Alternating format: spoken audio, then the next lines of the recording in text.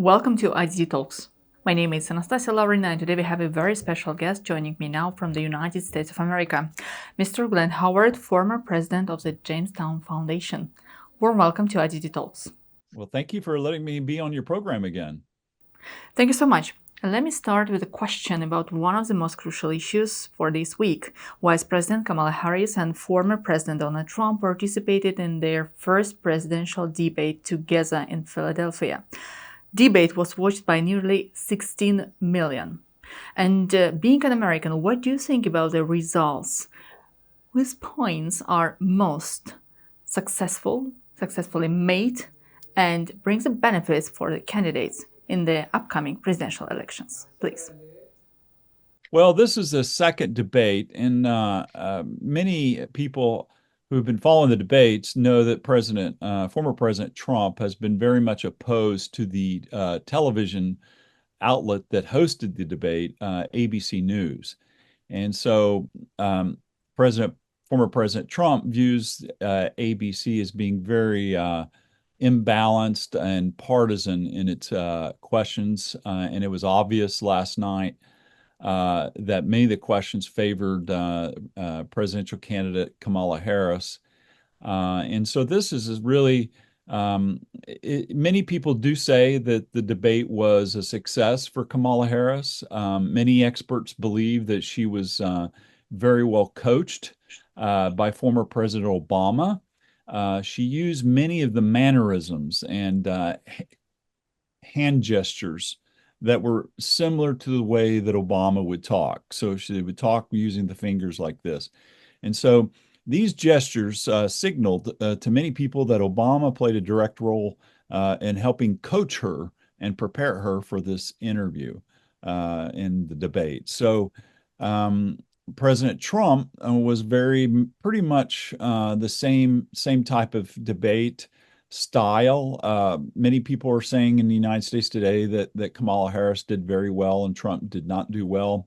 The way I would characterize the debate is that there are several swing states in the United States in the U.S. elections, states like Michigan, Arizona, Pennsylvania, and Ohio, and Michigan and Wisconsin. These states are very important in the upcoming elections. And so much of President Trump's style and talking points were very much directed at this group of voters in these states.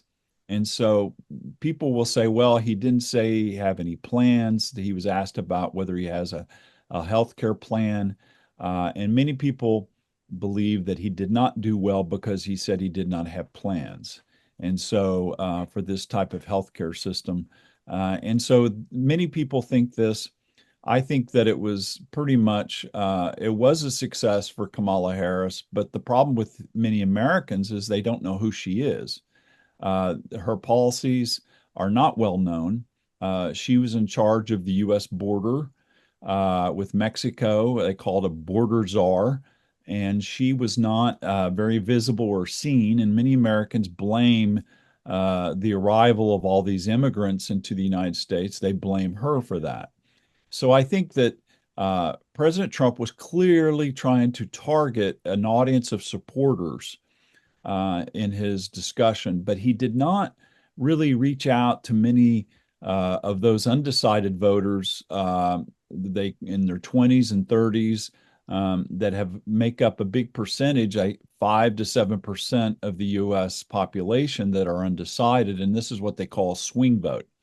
And so this swing vote, it was not very clear in terms of how Trump was trying to target this audience.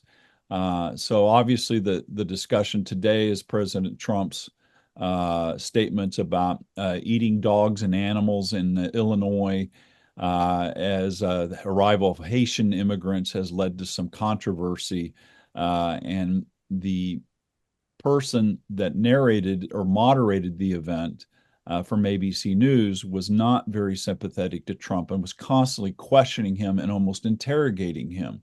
That is why, after the debate was over, Trump made a statement on his social program or platform Truth Social, that said that that it wasn't a debate. It was 3 against 1, implying that the host for the debate, ABC News, was very much against him, combined with Kamala Harris. But again, I think there's going to be more of a debate, and I think the U.S. economic news. Right. Mr. Howard, let me ask an additional question about the economy. The debate opened with an exchange over the economy, and I guess this is a top priority for voters. And Donald Trump criticized the policies selected by presidential administration of Joseph Biden during the last 4 years. At the same time, Kamala Harris criticized the policy that may select Donald Trump during his presidential term. Therefore, what's your opinion about this issue? How economy may affect the decision which will make the Americans in the couple of months? That's a big issue, and the economy, is not doing well, and that is very much on the minds of many Americans. And Trump said last night that the Biden-Harris administration has been in charge of the economy for the last 3.5 years, and they haven't done a very good job of it.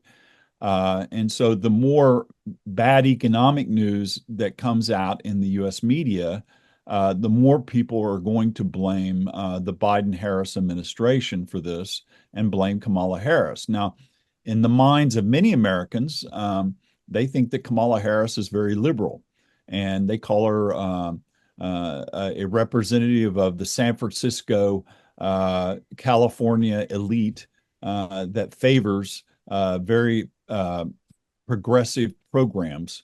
And so this is the Trump people are trying to characterize her as being very liberal and progressive. And so this is something that may help Trump. I don't know. It's very, very clear now that this election is going to be very divisive and very close. And much of it will depend on what people who vote in Michigan, Pennsylvania, and Arizona, and states like Nevada also, and North Carolina, how they vote, and Georgia. So this is a part of our system, and it's heating up, and there's 56 days to go until the election in November. And so much of it will be unclear. The economic forecasts are not good right now. And so a lot of that news will help shape the election. So hopefully I answered your question. Glenn, domestic and foreign policy of the United States of America, Kamala Harris and Donald Trump in their answers relate to the future priorities. When it comes to the domestic policy, of course, politics, economy, and etc. And when it comes to the foreign policy, it comes also to Ukraine-Russia conflict, the issues related to NATO, European Union, Middle East, and etc. So my first short question, what's more important for you, the promises about the domestic or foreign policy? And the second small question, how do you think the policy may be changed depending on who will take the presidential seat in a couple of months? I think it will be the economy. Foreign policy, as you saw from the debate last night, was very low part of the discussion. It was not a prominent part of the debate. So the economy was certainly a big issue, and I think it was a very important part of it. And I think when people vote, that's what they're going to be thinking about, is the economy.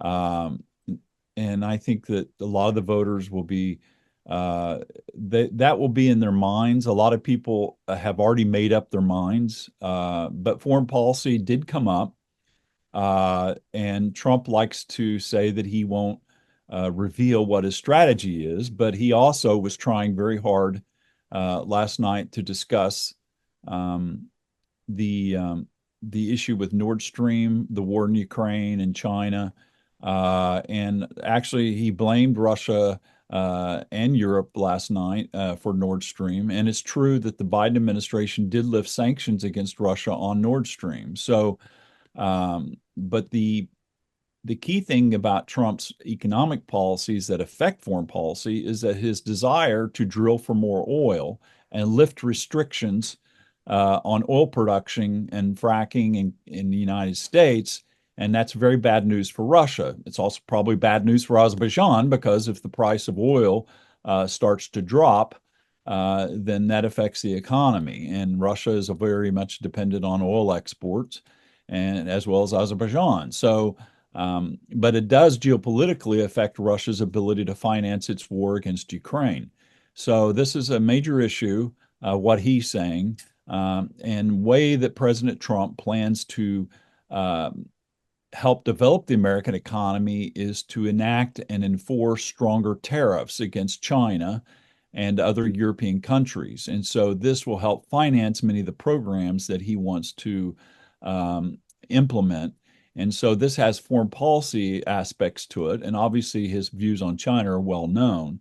But I do think that he will try to reach out to Zelensky and President Putin and try to get a pause in the war. I think that's maybe where we're headed as the Ukraine war now enters its third year. And I think that it's starting to, you see the signs in the Russian economy. Ukraine is also starting to feel a little bit tired and beleaguered by the war. And I think Trump will try to get some sort of pause in the war. But I would also caution that if Trump can't get something with President Putin, that he will resort to maybe stronger action in supporting Ukraine.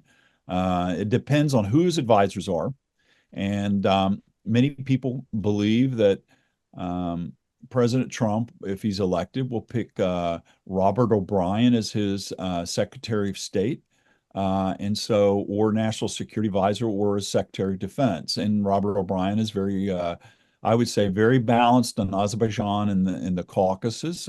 He's not from California.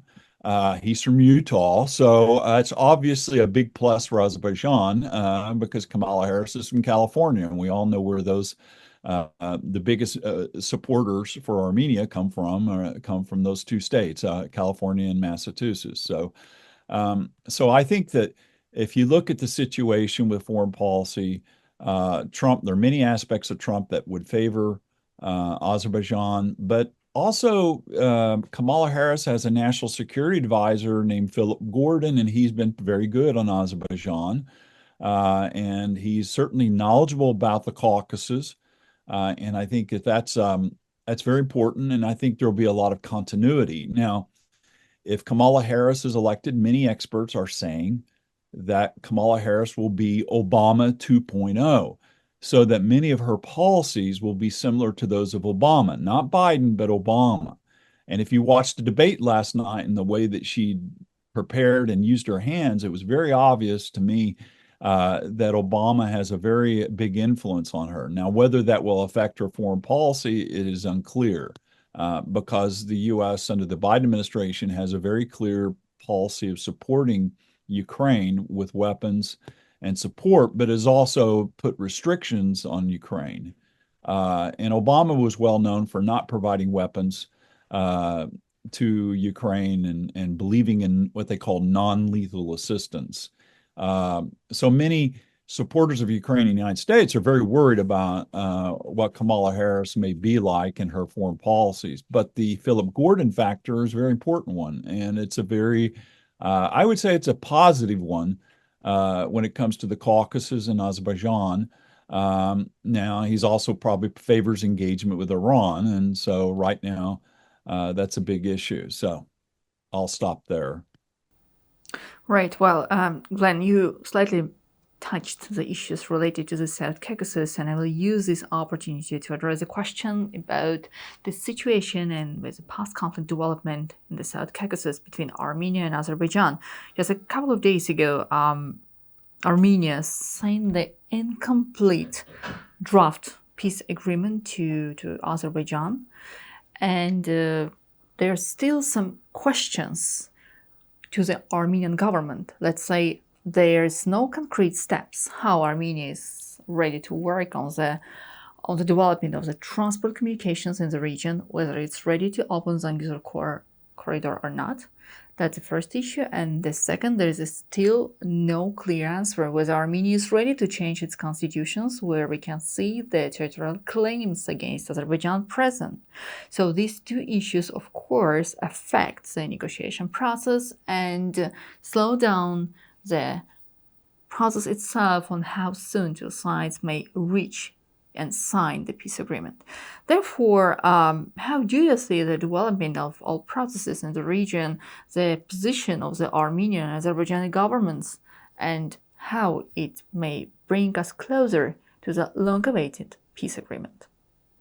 Well, I would say that this relations between the two is still progressing at a very positive rate and level. I think that it's obvious that there are some issues where Pashinyan is trying to indicate that he's still positive about resolving the conflict. I think that President was very clear when he said a couple days ago, when he was in Italy, that 80% of the peace treaty and agreement is almost there, and that Azerbaijan is awaiting on the changes in ratification of its constitution, which is very important in my opinion, because Pashinyan may not be around forever, and if someone like Kacharyan comes back into power in Armenia, it's quite possible they may just throw away the agreement and say there's nothing conclusively to commit Armenia to a peace deal if the Constitution still claims that Karabakh is a part of Armenia. So it's very, I would say it's very impressive that the two countries continue to talk about the Almaty Declaration that respects the sovereignty of the Soviet borders after the Soviet collapse, and I think that's very important.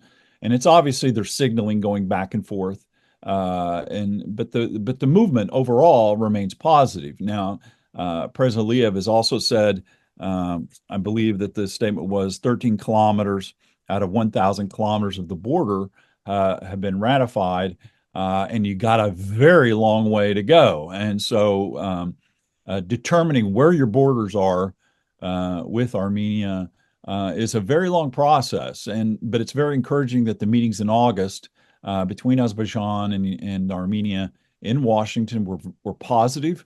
I've heard that Secretary of State Blinken actually put pressure on the Armenian side to come forward with efforts to demarcate the border, and there's been some signs they may be dragging their feet to this process. And so it's encouraging that Blinken was actually getting involved and putting pressure on Armenia, because up until now, it seems like all the pressure has been on Azerbaijan in terms of the United States. So I think that this is important. It's still evolving.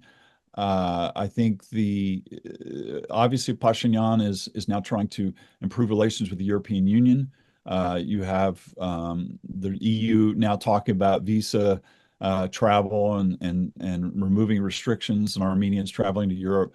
And so obviously that domestically Pashinyan is trying to build support for his efforts with Azerbaijan to resolve the conflict. And I think this is a part of the domestic side of Armenia that I think Azerbaijan and Baku are aware of it, and that they know it's a process inside Armenia, and that the government there has to get, not everyone supports Pashinyan, and he's trying to get more authority and control to move towards that issue of ratifying and changing the constitution. And I think Baku is aware of it, but at the same time, they want to keep the pressure up. Now, I would say that the Putin visit to Baku on August 19th was a very important point of pressure that Russia's putting on Armenia, and they've said so. Lavrov's statements about Zangezur were very positive in putting the pressure on Armenia to do something. And I think the discussions about a private security company being put in charge of Zangezur is an interesting one. And I think I think Azerbaijan would be okay if these were Westerners that were involved, or some members of maybe NATO countries. that could be part of the monitoring the train movements. It certainly can't be Armenian border guards or security. I don't think that would ever be appealing to Azerbaijan. But from a negotiating perspective, it's very important that Russia now is putting pressure on Zangezur. And I think Azerbaijan would be okay with it as long as they were Russian soldiers, somebody that's not Armenian that's riding on the trains and overseeing that. And now in the news, you have Iran has come out against the Zangezur corridor and is very upset. And they actually said that it was a red line for Iran in the Caucasus if the Zangezur proceeds. And I think Iran is starting to feel the heat and believes that Russia is no longer taking its position in the Caucasus. Now, that is also occurring because Iran sent ballistic missiles through the Caspian to supply Russia. So you're seeing on the one hand, Iran is complaining about Azerbaijan and Russia, but at the same time, it's a major military partner of Russia and sending its weapons, and its drones are being used to attack Ukraine every day. So the geopolitics of Zangezur is heating up. Well, I would like to add to your answers that it was already agreed by many people that the bilateral negotiations between Armenia and Azerbaijan, when there's only two sides and the negotiation table brings more positive results rather than if there is someone who intervenes from outside. And in your answer, you spoke about Russia and Russian position, the recent visit of the Russian President Vladimir Putin to Azerbaijan. But apart from that, I should also mention the position of some European states. And it's not only about France. There are some others, structures or the political leaders or at the same time the countries which are willing to look at the situation in the region through the prism of inability to affect, to influence the processes taking place in Armenia. Sometimes they do make the statements which affect negatively the process itself and give just some promises to the Armenian government. Therefore, I think that Europe itself may consider the situation and think more carefully about their attitude to the situation in the region, whether they want to be involved or not, and if they are they want to be helpful to the situation. Therefore, they should be clear on their statements towards Armenia. I'm not talking about all states of the European Union, but there are still some countries who don't want to accept the situation as it is.